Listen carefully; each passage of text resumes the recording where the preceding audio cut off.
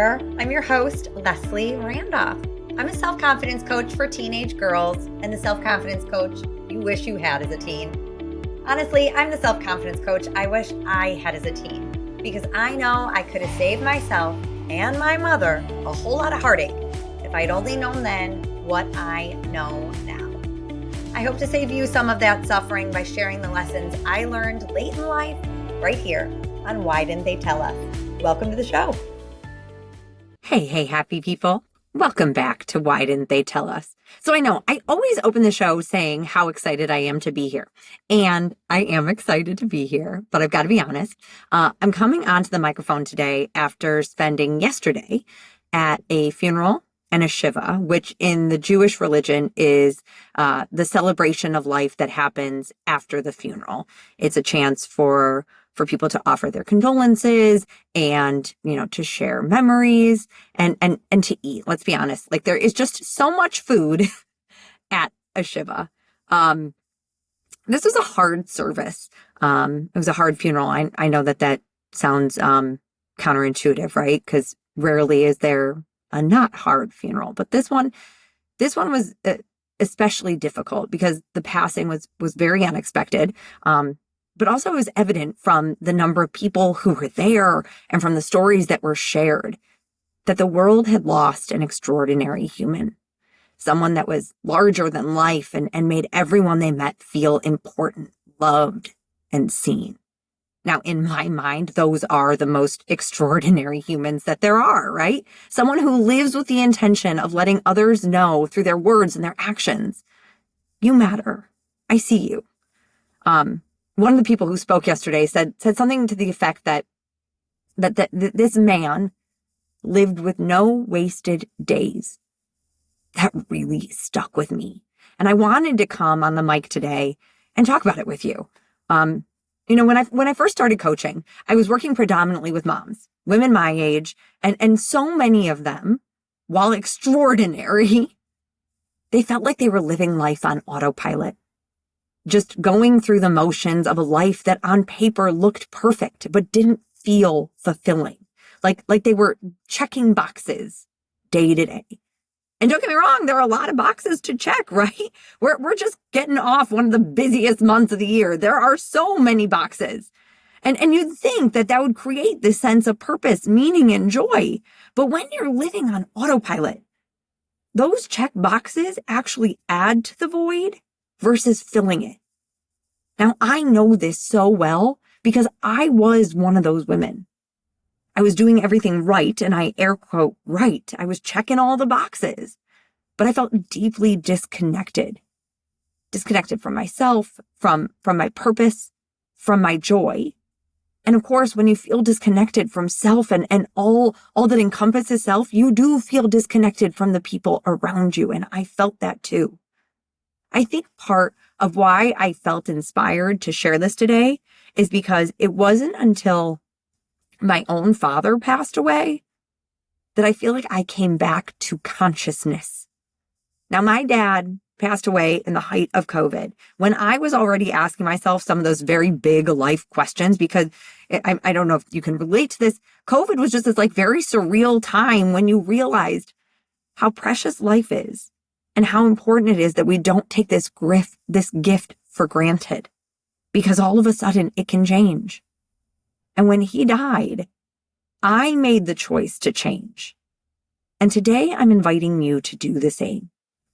Because we shouldn't wait until a death or a diagnosis or some other seismic life event to flip the switch from autopilot to a life of no wasted days. You might remember during my TED Talk, I shared how I said to my husband, if I was ever diagnosed with a terminal illness, I would want him to fill an auditorium so I could live my dream of being on a stage. And it was just that moment of wait a minute, I'm going to wait until my deathbed to cultivate the courage and the confidence to live the life that I love. I'm going to wait until the option of wasted days is no longer. I think about that a lot. Of if I said to you, you have a year left to live, a month left to live, fill in the blank. What would you do? I don't want us waiting until that. I want us living it now because life is so precious and so are you. So let's make it happen.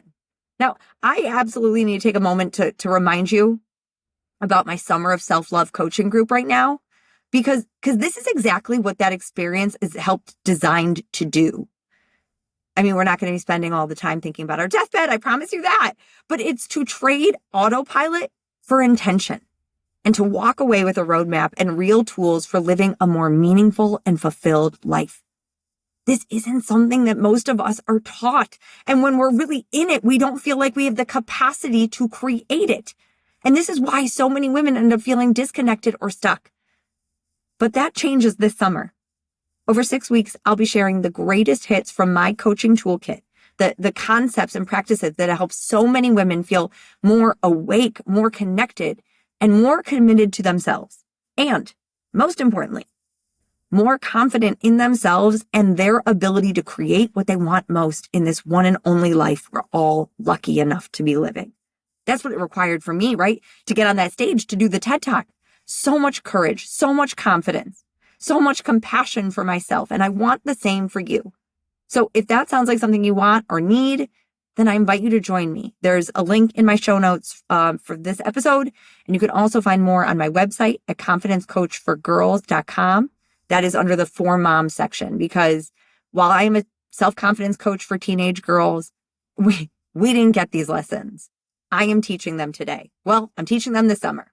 Now, the Summer of Self-Love is going to be very small. We're capping it at less than 10 people.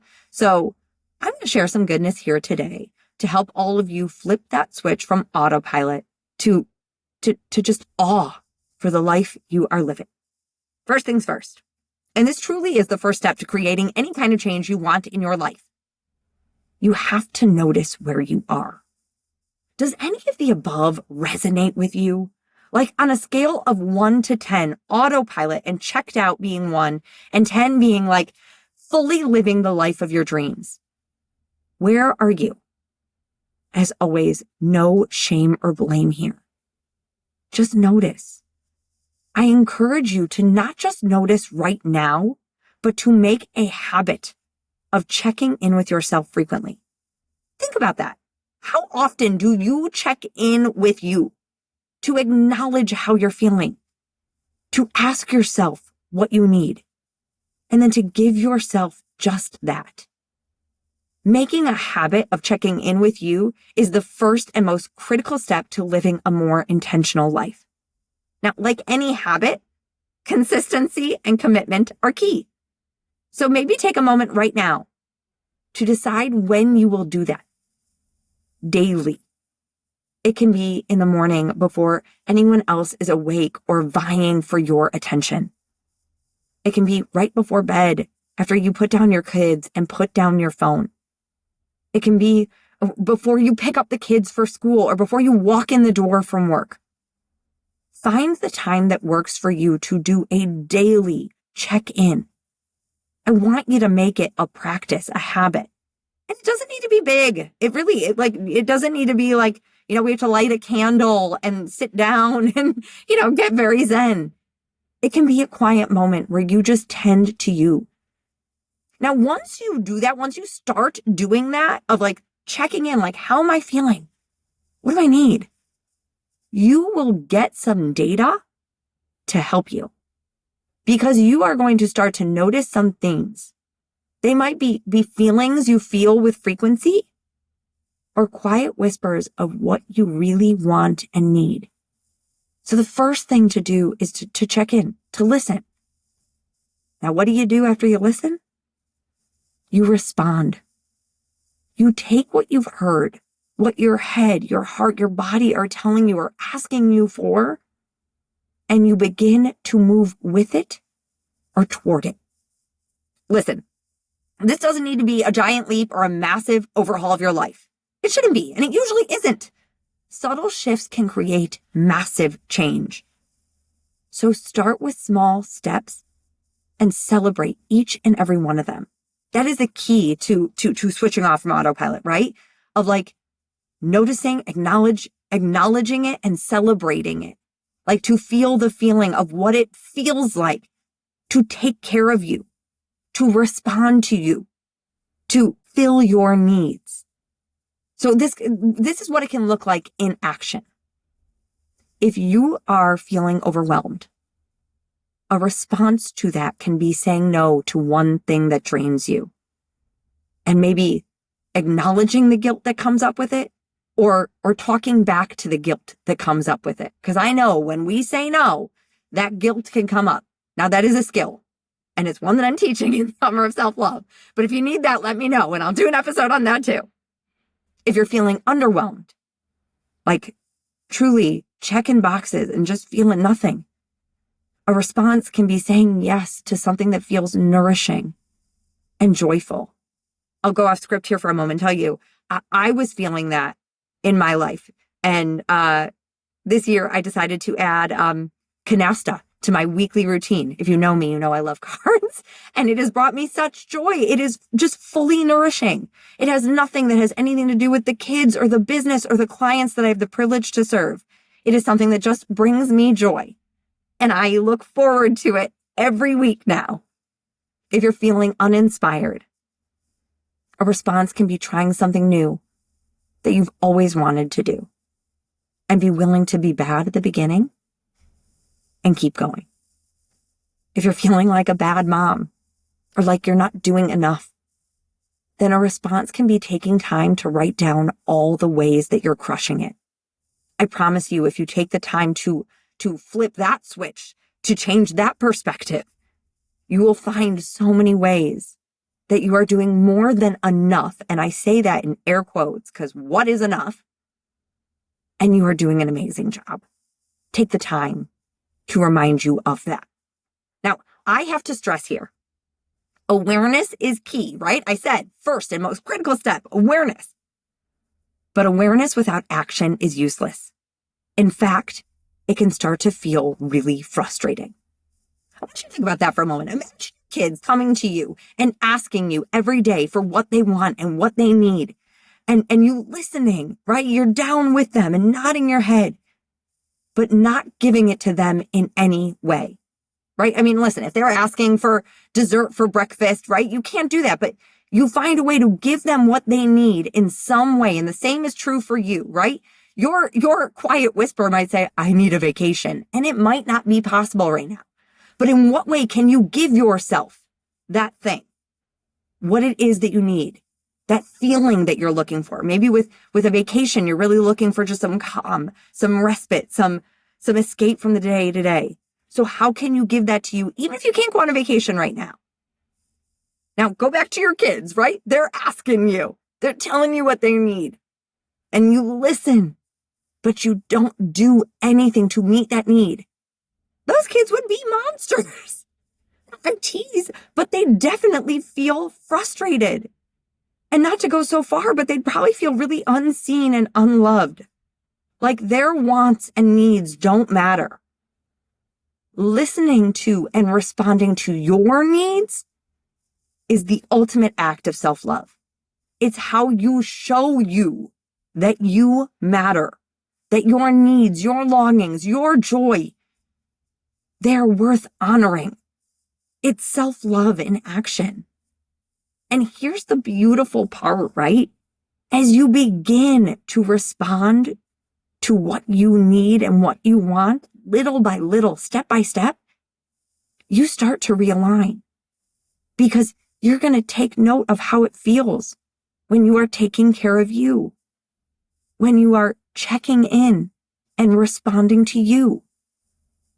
That alignment means you come back into connection with yourself.